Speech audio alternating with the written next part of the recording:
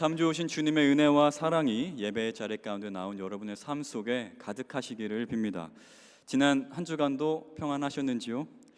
언젠가 모 시인이 인생을 바다에 비유하며 쓴 글을 읽은 적이 있는데, 우리 삶이 때로는 잔잔한 밀물처럼 혹은 성난 파도처럼 그렇게 가리산 지리산 사라진다라는 문장을 읽고 공감하던 때가 생각이 났습니다.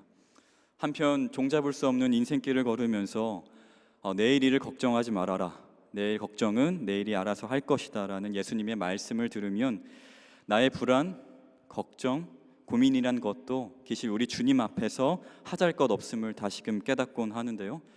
여러분은 오늘 어떤 마음, 어떤 생각, 어떤 태도로 오늘 이 예배 자리 가운데 나오셨는지요? 그 무엇이 되었건 크고 높으신 하나님 앞에 모든 것 다 내려놓고 겸허한 자세로 지금 우리에게 주시는 그분의 말씀과 은혜를 깊이 경험하는 순간이 되기를 소망합니다. 오늘의 본문 요한복음 4장은 사실 교회에서 꽤 자주 읽히는 성경 본문입니다. 특히 4장 24절의 말씀, 하나님은 영이시니 예배하는 자가 영과 진리로 예배할지니라 라는 이 말씀은 예배에 참여하는 우리의 영적인 태도에 많은 도전이 되기도 합니다. 하지만 오늘은 우리가 자주 접했던 이 구절보다 그 앞뒤로 얽혀있는 이야기들을 통해서 높은 자, 낮은 자 가릴 것 없이 모든 사람을 복음의 자리로 초대하시는 그 하나님의 마음에 대해서 우리가 깊이 묵상하고 살펴보고자 합니다. 또한 이를 바탕으로 복음에 동참하는 나의 삶은 어떠해야 하는지 다시금 우리가 성찰하기를 소망합니다. 우선 요한복음 4장의 맥락을 함께 살펴보면 좋겠는데요. 우리 3절을 보면은 다 읽진 않았지만 예수님이 유대를 떠나 갈릴리로 향하는 길에 사마리아를 들르셨다고 나옵니다. 우리 지리적 위치로 보면은 남쪽에 있는 유대 땅에서 북쪽에 있는 갈릴리 땅으로 이동하신 셈인데, 그 중간쯤에, 그러니까 유대 땅과 갈릴리 이 중간쯤에 사마리아가 위치해 있는데요. 왜 주님은 그곳으로 발걸음을 옮기셨을까요? 우리 성경의 본문과 또 크레이그 키너 혹은 샌드라 슈나이더스와 같은 우리 저명한 성사학자들의 주석 자료들을 요약해 보면 크게 세 가지로 우리 정리해서 말씀드릴 수 있을 것 같습니다. 우리 첫 번째로 우리 1절을 보면은 예수님이 공생의 활동을 본격 시작하시면서 그분을 향한 바리새인들의 시기와 질투가 본격적으로 시작되기 시작합니다. 여러분 다 아시죠? 세례 요한을 넘어서 예수님의 위상이 높아지고 그들의 제자들이 세례 요한보다 더 많아지게 되면서 종교 지도자들의 견제가 시작됩니다. 이런 까닭세 주님은 우선 바리새인들의 위협을 피하고자 공생의 활동의 방향을 북쪽 갈릴리로 옮기신 것이 아닐까 이렇게 해석하곤 하는데요. 아직 그들과의 충돌이 지금은 좀 시기상조였다고 판단하셨을 수도 있을 것 같습니다. 둘째로 주님의 사역이 지리적 전환을 맞이한다는 것은 이 복음이 유대 땅 중심에서 사마리아, 갈릴리 지역으로 더욱더 확장된다는 것을 의미합니다. 우리 사도행전 1장 8절의 말씀, 너희가 권능을 받고 예루살렘과 온 유대와 사마리아 땅끝까지 이르러 내 증인이 되리라, 이 말씀과 주님의 공생의 활동의 전환이 맞물려서 일치되는 것을 우리가 볼 수 있는데요. 즉 예수님의 말씀이, 그분의 복음이 민족주의로 똘똘 뭉친 유대인들뿐만 아니라 다양한 민족과 문화로 뻗어나가는 것을 요한복음 4장이 우리에게 전해주고 있는 것입니다.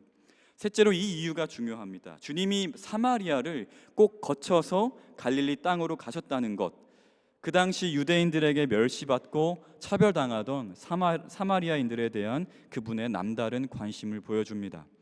여러분 아시는 분도 계시겠지만 사마리아인과 유대인은 같은 히브리 민족임에도 불구하고 그들의 가슴 아픈 역사로 인해서 서로 적대시하며 지내왔는데요. 우리 구약 시대를 조금 잠깐 거슬러 생각해 보면 구약 시대의 솔로몬 이후에 이스라엘은 남유다와 북이스라엘로 분열이 되고 맙니다. 이후 기원전 8세기 경쯤에 북이스라엘은 아수르 제국에 의해서 멸망당하고 말죠. 그 당시 아수르 제국은 이 북이스라엘 땅, 그러니까 사마리아를 포함한 북이스라엘 땅에 혼합 민족 정책을 펼치게 됩니다. 혼혈 정책이라고 하죠. 이로 인해 사마리아인은 유대인들로부터 혼혈 이방 민족이라는 낙인이 찍히고 맙니다. 같은 이스라엘 민족임에도 불구하고 유대인들에게 너희는 우리와 다른 민족이야 라는 낙인이 찍히고 마는 것이죠. 이런 까닭세 본문 9절에도 유대인과 사마리아인은 상종하지 않는다고 기록되어 있습니다. 따라서 유대인이 갈릴리로 갈 일이 있을 때에는 보통 사마리아를 우회해서 갑니다. 그러나 예수님은 의도적으로 사마리아를 지나서 갈릴리로 가시면서 하나님의 복음은 오래 묵은 갈등의 벽을 허물고 새로운 희망의 길로 나아가는 것임을 우리에게 암시하고 계십니다. 이러한 문맥과 배경을 알고 나니까 예수님을 처음 대했던 사마리아 여인의 다소 퉁명스러운 태도와 반응이 이해되기도 합니다. 우리 구절을 보면 사마리아 여인은 예수님께 왜 유대인인 당신이 나에게 와서 물을 청하느냐라고 따지듯 되묻습니다. 그러나 주님은 그런 태도에도 아랑곳하지 않으시고 사마리아 여인에게 차분히 말씀하시며 너네들이 찾는 구세주 메시아가 바로 나이다 라고 밝히십니다. 사마리아 여인은 예수님의 말씀을 듣고 난 뒤 화들짝 놀라며 동네로 가서 참된 그리스도의 오심을 알리게 되죠. 저는 오늘 이 본문을 여러 차례 읽고 또 깊이 묵상하면서 이 복음의 통로가 되고 복음에 동참하게 된 사마리아 여인의 삶에 다시금 주목하게 되었습니다. 여러분 한번 생각해 보십시오. 그동안 유대인들에게 적대시 당했던 사마리아 사람일 뿐만 아니라 또 이런 말씀드리게 되어 죄송하지만 그 당시 여성으로서 사회적, 경제적, 문화적 지위가 낮아도 한참 낮았던 그 사마리아 여인이 복음의 마중물이 되었다는 사실 말입니다. 남편도 없어서 주변 사람들에게 따가운 눈초리나 받던 그 여인에게 복음 그 자체로 다가가신 예수님의 모습도, 또한 물동이마저 내버려 두고 동네로 뛰쳐나가 마을 사람들에게 복음의 소식을 전한 사마리아 여인의 모습도 저에게는 진하고 뭉클한 감동으로 다가왔습니다. 어찌나 좋았을까요? 감격과 환희에 벅차오른 이 사마리아 여인의 마음을 우리가 성서적 감수성으로 한번 상상해 보면 보는 이마저 온몸이 짜릿해지는 것 같습니다. 여러분에게도 분명 복음을 처음 접하고 마주하며 느꼈던 세상이 줄 수 없는 벅찬 은혜와 사랑, 감동을 맛보았던 경험이 있으시리라고 믿습니다. 너무 오래된 건 아니시겠죠? 지금도 생생하시겠죠? 불안과 절망의 삶 한복판에서 나의 살아갈 버팀목이 되어주셨던 주님의 그 놀라운 은혜와 사랑, 복음 말입니다. 이러한 경험에 빗대어 보면 복음 자체이신 예수님을 처음 맞이한 사마리아 여인이나 복음의 증인이 되어 살아가는 우리의 삶이나 그 자체로 얼마나 귀하고 복된 것인지 다시금 깨닫게 됩니다. 세상은 우리에게 어떤 자격과 어떤 기준을 두고 그거에 따라서 우리의 삶의 가치를 판단하지만 하나님은 우리의 외적인 상태가 아니라 우리의 내면의 마음을 보시고 복음의 자리로 우리를 동참하신다는 그 사실 말입니다. 바로 이 복음의 기쁨과 희망과 은혜가 여러분의 삶 가운데 다시금 회복되기를 소망합니다. 비단 사마리아 여인뿐만 아니라 우리 구약과 신약 넘나들면서 성경 속 여러 인물이 복음에 동참하게 되는 경위, 그 과정을 보면 하나님께서 유독 낮은 자 그리고 연약한 자를 들어 사용하시는 그분의 방식을 알게 되는데요.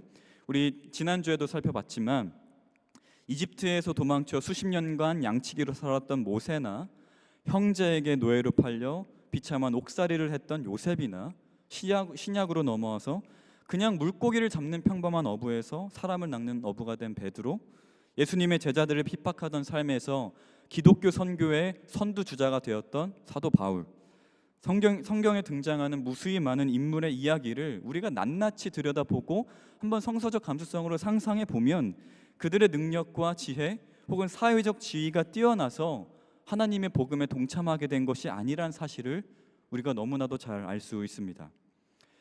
그런즉 하나님은 사람의 외적인 능력이 아니라 우리 내면의 마음 그리고 영적인 상태를 통해서 그분의 복음에 지금도 우리를 초대하고 계십니다. 우리 매일 묵상집의 고전이라 불리는 오스왈드 챔버스 목사님의 My Utmost for His Highest라는 책이 있는데 한국어로는 조금 위트 있게 번역이 되었습니다. 주님은 나의 최고봉 이렇게 번역이 되었는데 이 책이 매일 묵상집의 고전이라고 많이들 이야기합니다. 이 책을 보면은 믿음은 나의 힘으로 주님을 섬기려는 태도가 아니라 그분의 놀라운 능력이 나를 통해 역사하시도록 내 삶을 내어드리는 것이다 라는 문장이 나옵니다. 제가 다시 한 번만 읽어드릴게요. 믿음은 나의 힘으로 주님을 섬기려는 것이 아니라, 섬기려는 태도가 아니라 그분의 놀라운 능력이 나를 통해 역사하시도록 내 삶을 내어드리는 것이다. 이는 복음을 증언하는 삶이 나의 노력이나 자격에서 비롯되는 것이 아니라 하나님 앞에 나 자신을 온전히 내맡길 때 비로소 시작된다는 것을 일깨워 줍니다. 사실 교회 생활을 오래 하다 보면 나도 모르게 내 안에서 교만과 거만의 마음이 피어나는 것을 저 역시도 목격할 때가 많은데요.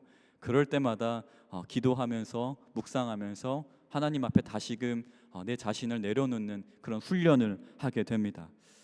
또한 너희가 첫날부터 이제까지 복음을 위한 일에 참여하고 있기 때문이라 너희 안에서 착한 일을 시작하신 이가 그리스도 예수의 날까지 이르실 줄을 우리는 확신하노라.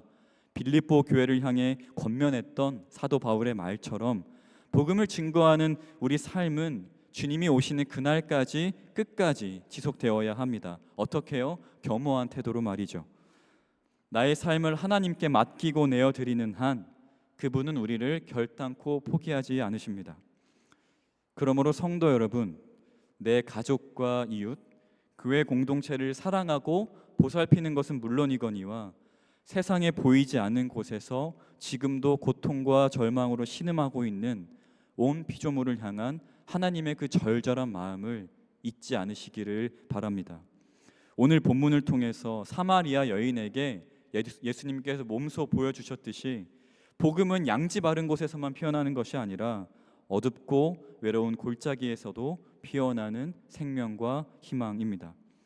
그러므로 시편 기자의 아름다운 표현처럼 사랑과 진실이 만나고 평화와 정의가 입을 맞추는 그 하나님의 나라, 그 아름다운 하나님의 나라를 우리의 겸손한 삶과 행동으로 실현해 나가는 우리 그레이스 비전 UMC 성도 여러분이 되시기를 주님의 이름으로 소망합니다.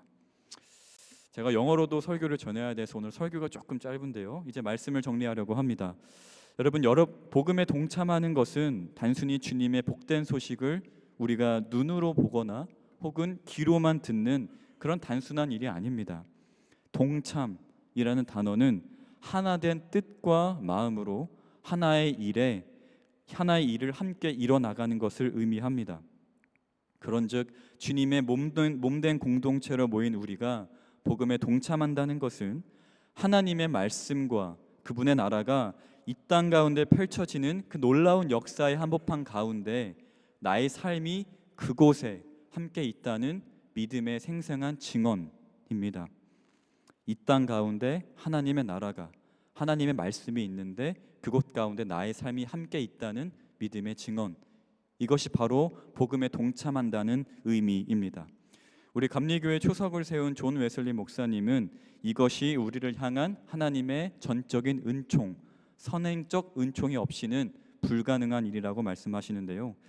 오늘 이 예배 가운데 나에게 값없이 주어진 복음, 복된 소식의 경험을 다시금 깊이 묵상하시고 이를 바탕으로 새 힘과 용기를 얻어 하나님의 나라를 확장하는 일에 귀히 쓰임을 받는 여러분이 되시기를 소망합니다. 어떤 분은 이렇게 물을 수도 있겠습니다. 나이가 많아서 안 됩니다. 뭐가 없어서 안 됩니다. 물질이 없어서 안 됩니다. 그러나 여러분 꼭 기억해 주시면 좋겠는 것은 하나님의 나라를 확장하는 일에는 우리의 나이, 성별, 사회적 지위가 전혀 상관이 없다라는 것입니다. 앞서도 말씀드렸지만 하나님은 우리의 외적인 능력을 통해서 일하시는 것이 아니라 우리의 마음을 통해서 일하시는 분이기 때문입니다. 생각해 보면 인간이 잘나봤자 얼마나 하나님 앞에서 잘날까요? 그러니 우리는 늘 겸손한 마음으로 하나님 앞에 나의 삶을 내어드리며 그분의 복음에 동참하는 그 마음을 이 세상 끝까지 견지하는 것이 중요하겠습니다. 저는 지금 유스 패스터로 이렇게 아이들과 지내고 있으니까 어린이의 모습을 보면 저들의 모습 속에 하나님의 나라가 있다라는 생각이 들 때가 종종 있는데요.